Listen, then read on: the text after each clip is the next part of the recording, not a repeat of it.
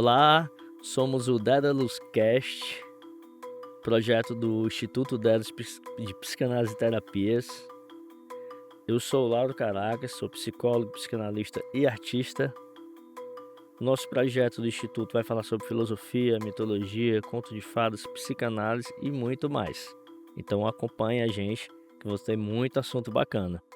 E hoje eu tenho uma honra muito grande de receber essa convidada direta da Bahia, professora, doutora Daniela Amaral.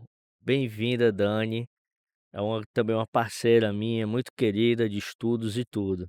Dani, tu pode se apresentar, por favor? Com licença, eu sou Daniela Amaral, é um prazer estar com meu querido professor Lauro aqui nesse podcast. Eu estou falando de Salvador e eu sou professora de mitologia comparada, com a minha formação dentro da área de literatura e cultura, pela Universidade Federal da Bahia. Eu sou mestre e doutora em literatura e cultura. E além de ser professora, eu sou também roteirista e apaixonada pela mitologia desde que eu me entendo por gente, nesse mundo. Dani, pô, falando nisso, como é que veio essa paixão aí pela me explica como é que a gente se apaixona pela mitologia, de onde veio, onde começou essa paixão? Olha, o povo diz que amor a gente não escolhe, a gente é escolhido por ele, né. Então eu fui escolhida há muito tempo pelos mitos, pelo amor, pelos mitos. Posso dizer que foi na minha infância, quando eu me apaixonei pelas histórias do Sítio do Pica-Pau Amarelo, e lá dentro eu descobri uma palavra nova dentro da obra do Sítio Capão Amarelo de Monteiro Lobato, que eu li toda várias vezes, tá ali inclusive aqui em cima, que foi a mitologia. Eu achei, absolutamente incrível, fascinante, assim, era tão bom quanto assistir Sessão da Tarde, sabe, com pipoca. Conhecer os 12 trabalhos de Hércules, os deuses, os poderes dos deuses, os monstros, e eu nunca mais consegui sair dessa vida. A partir daí foi estamos aqui. É, e eu lembro que no sítio do Pica-Pau tinha um minotauro, que era uma coisa, né, bem aterrorizante para quando a gente era mais novo, né. Então era uma cena bem forte do sítio, né, Dani? Quem não teve medo do minotauro? Sim. Tem que conhecer o minotauro do sítio. Na verdade, eu conheci o minotauro da literatura depois, né, porque primeiro eu conheci o minotauro da TV, que eu acho que foi o que a maioria conheceu. E ele foi um grande medo de infância meu. Posso dizer que Sim. eu devo muitos sustos a ele. Dani, é interessante, quando tu falou isso, eu penso assim, que, como assim a pessoa começa por onde começar a mitologia, né. Porque assim, eu vejo que muitos jovens, adultos também, crianças, a gente acaba conhecendo a mitologia através da TV, né. Seja um filme que tem um minotauro, que tem a Medusa, que tem o Sísifo, né, que tem a Ariadne, inclusive Aquiles, né. Então a gente começa por uma série, né, os streams hoje estão sério, estão aparecendo muita coisa da mitologia. Por onde a gente começa, assim? Se eu fosse eu assisto tanta coisa de mitologia, eu falo: "Por onde é que eu vou começar, né?" Sim. Bom, para começar, a mitologia está no nosso cotidiano, na nossa maneira de falar, nas nossas palavras, mesmo antes da gente se dar conta disso, ela já está com a gente. O pensamento mítico já está com a gente também. As perguntas que motivaram, a criação das narrativas míticas, elas estão com a gente desde que nós aprendemos a falar. Então é muito natural, assim, que a gente encontre essas narrativas, mesmo que a gente não tenha estudado. Mas vamos lá, a sua pergunta foi como é que a gente começa? Por onde a gente começa com a mitologia, né? A gente vê muita, eh, esporadicamente um Zeus ali, né, no videogame, né, enfim, tem vários hoje locais que os mitos estão, né. E é interessante que depois que a gente começa a ler, a gente começa a ver em todo canto. Hoje mesmo eu vi uma pizzaria que tinha Zeus lá na pizzaria, né. E aí eu queria saber, assim, a gente acaba vendo muita referência da mitologia, né, até com super-heróis, né, os super-heróis foram baseados também na mitologia, né, Dani. E assim, por onde a gente começa, assim, se eu dissesse pra alguém assim: Uhum. "Eu começo por onde, Dani?" Bom, se você quiser ir para o começo de tudo, a partir do que nós chamamos de antiguidade clássica, você vai mergulhar no mundo, sem dúvida alguma, de Homero, que compôs os textos mais antigos da literatura do Ocidente, que são a Ilíada e a Odisseia, e também a poesia de Hesíodo. Então são os 2 gregos mais antigos que a gente tem aí como referências. A partir deles vieram todos os grandes autores, né, do teatro, seja da tragédia ou da comédia, a partir deles, querendo ou não, veio também a filosofia, vieram os romanos, com suas ressignificações, já tempos depois de Homero e de Hesíodo, mas esse é o começo clássico. Uhum. Se você quiser começar por algum caminho aleatório, qualquer que seja ele, mesmo que seja um caminho contemporâneo, você tem muitas opções. Então, "Ah, mas eu posso começar assistindo", se eu sou interessado por mitologia, nós temos hoje toneladas de conteúdos, bons conteúdos e péssimos conteúdos. Sim. Então, documentários, Ah, séries, filmes, agora, né, ainda está fazendo o maior sucesso, né, a série da Netflix, Caos. isso. O pessoal sempre pergunta muito, né, nas aulas, que é filho e é verdade aquilo que está acontecendo? Eu antes de dizer se é verdade ou não é verdade, estamos falando de narrativas, importantíssimas, assim, para a assim, o desenvolvimento do nosso pensamento no Ocidente, mas narrativas que se reconfiguram o tempo todo, então não tem como a gente dizer é verdade, não é verdade. O que a gente tem como dizer é: "Está na fonte clássica, nas fontes clássicas ou não está?". "Ah, então o que é acréscimo hoje da Netflix ou de qualquer outro lugar, então é mentira?". Não, é uma ressignificação, é um acréscimo, é como você pegar uma Afrodite esculpida no século V antes de Cristo e querer que ela seja igual à Afrodite de Rubens, no barroco. Não vai ser, porque o É. pensamento é outro. Inclusive, né, Dani, os pintores ali, renascentistas e todos, né, eles retratam bastante a mitologia, né, Caravaggio, dentre outros também, a mitologia tá em todo canto, né, Dani, se a gente for pensar assim, né, quais outros lugares que ela tá, né. Ela alimenta o nosso imaginário o tempo todo. Sim. E Dani, assim, a mitologia grega, ela que é o que a gente vai falar hoje, né, ela serviu para organizar ali a sociedade, como é que era, assim, isso, né, para os gregos, né?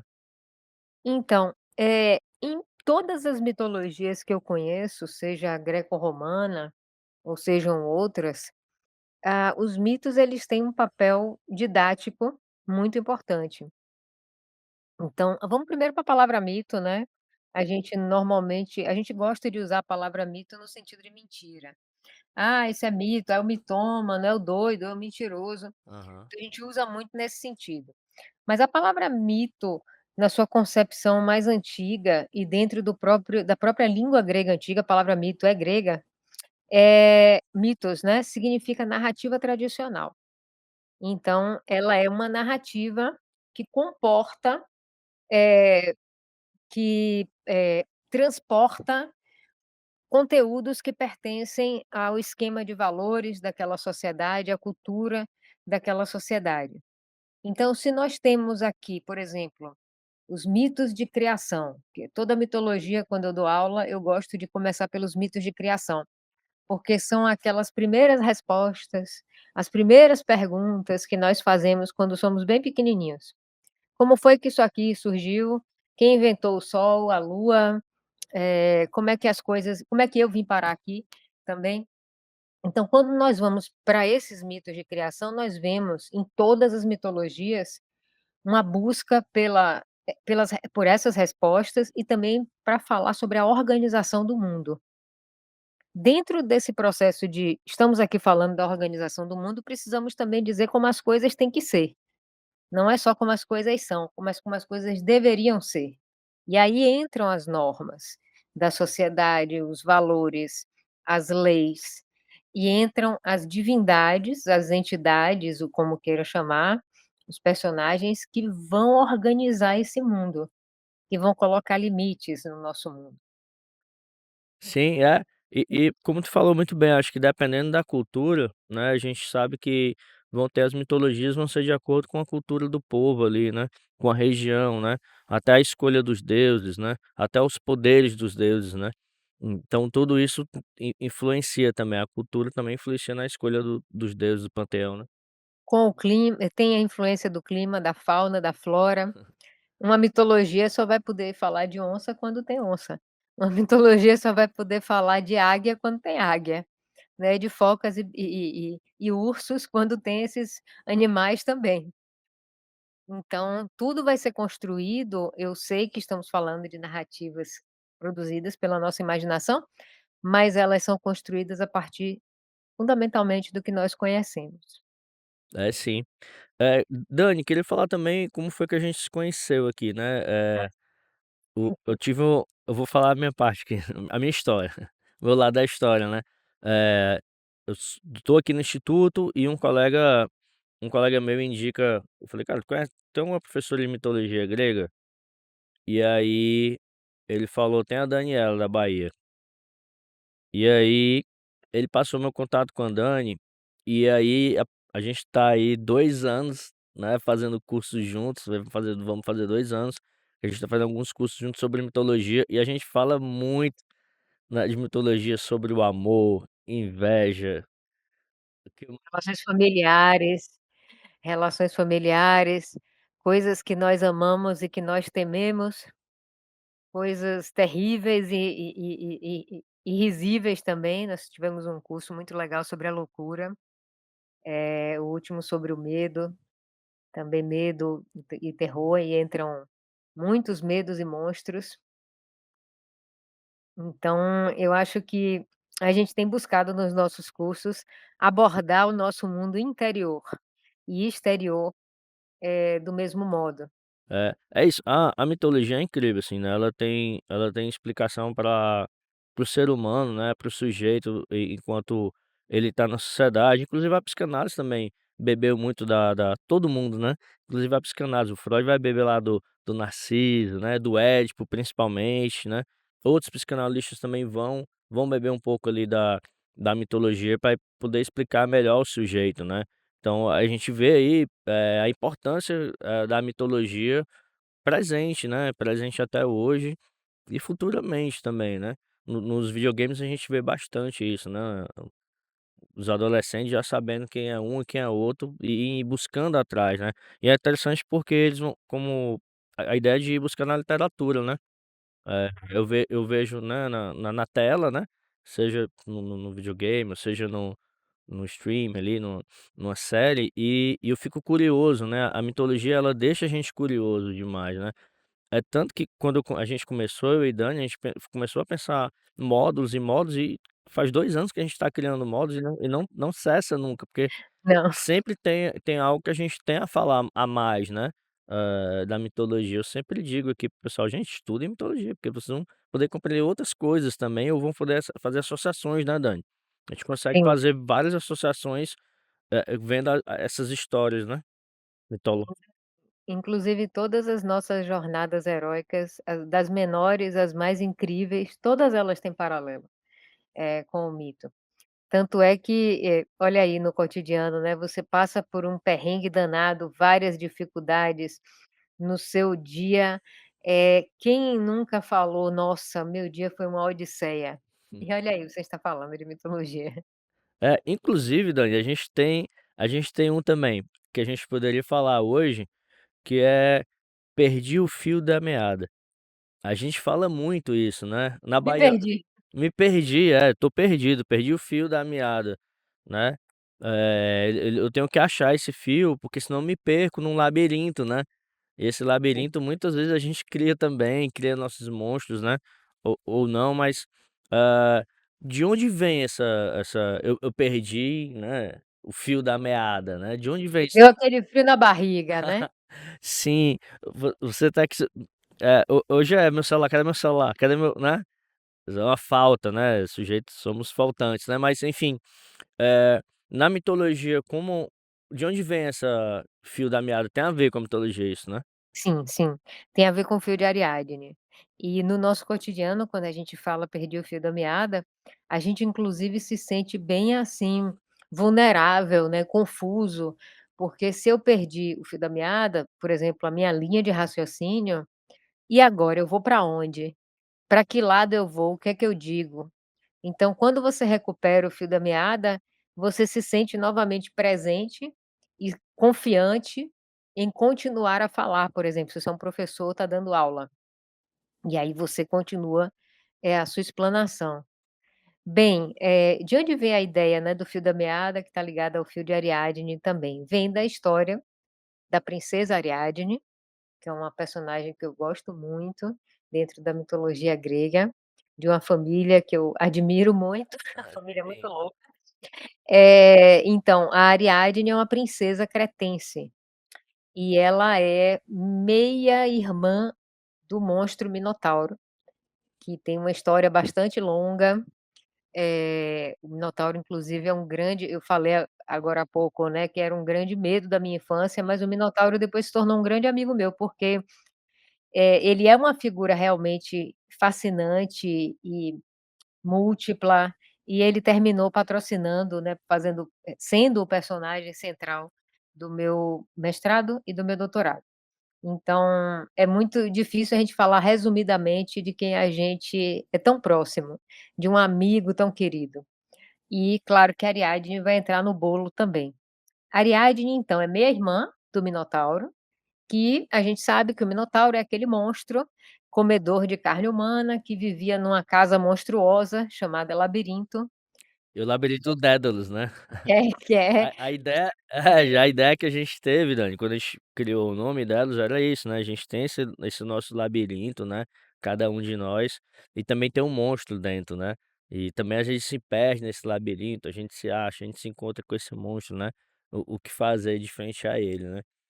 A ideia também do Dédalus é essa, e e aí, e o que que tem a ver, assim, como é que a Ariadne entra com esse monstro aí terrível, né? tem a ver, né.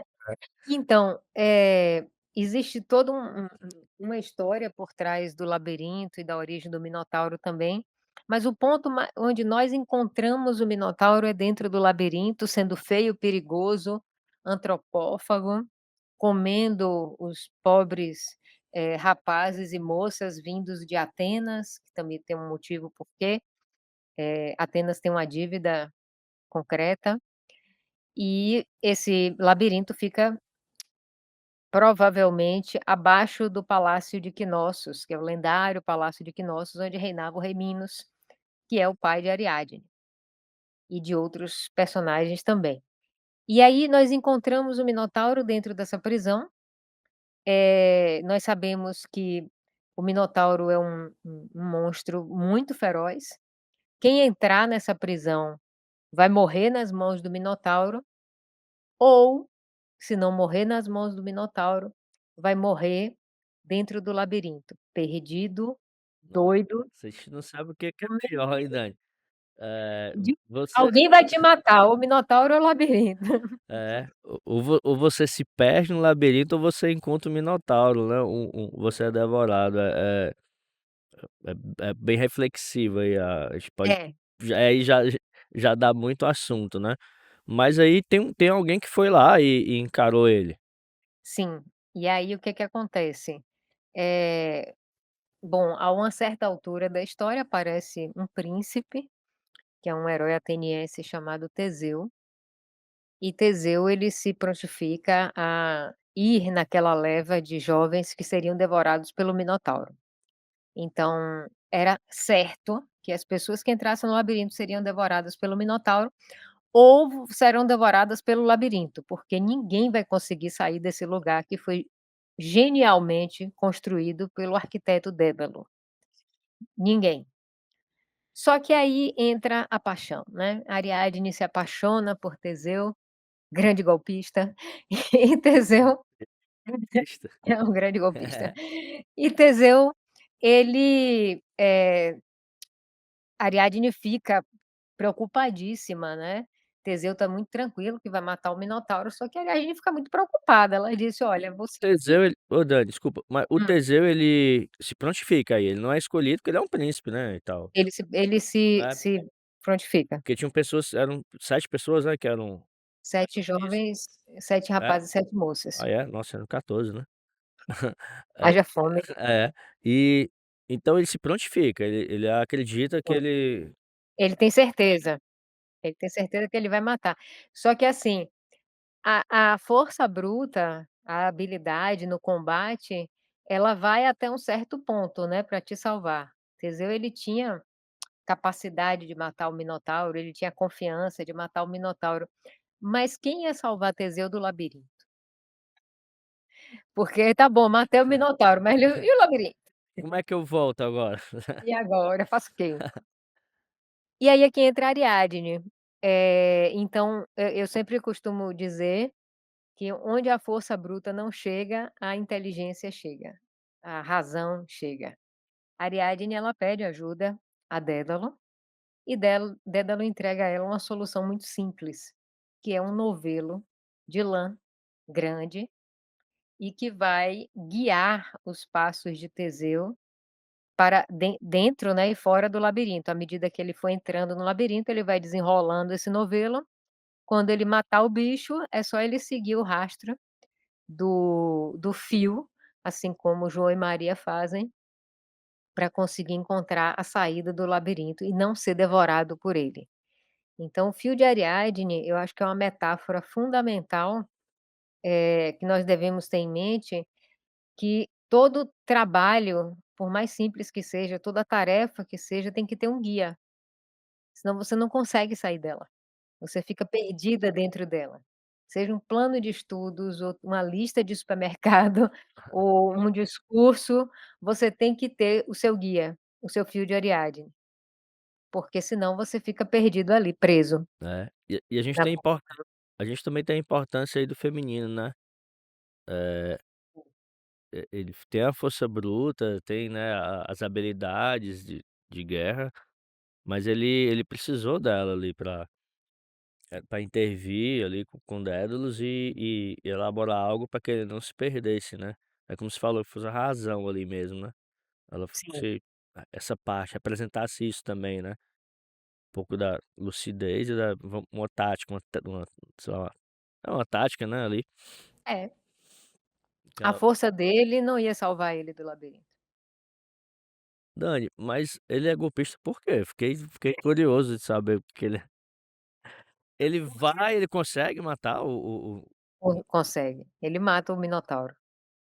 e De volta. fato, ele é um herói no sentido de que ele é forte, ele vence monstros, ele protege os inocentes. Mas eu brinco que Teseu é um golpista porque ele provoca essa paixão em Ariadne, que acaba no final das contas, ela acaba traindo a família dela inteira para fugir, para ajudar Teseu em primeiro lugar, porque o Minotauro é a grande arma do rei Minos. Então, Teseu vai lá e destrói a arma, e ela foge com o príncipe da nação inimiga, né. Ela foge porque ele prometeu a ela que ele iria ficar com ela até a morte, ia casar com ela, 1000 promessas. Na primeira ilha que eles chegam, Teseu abandona Ariadne, Como assim? dorme com ela, dá um perdido, nunca mais aparece e ela fica lá sozinha. E qual é essa ilha que ele É, a ilha de Naxos.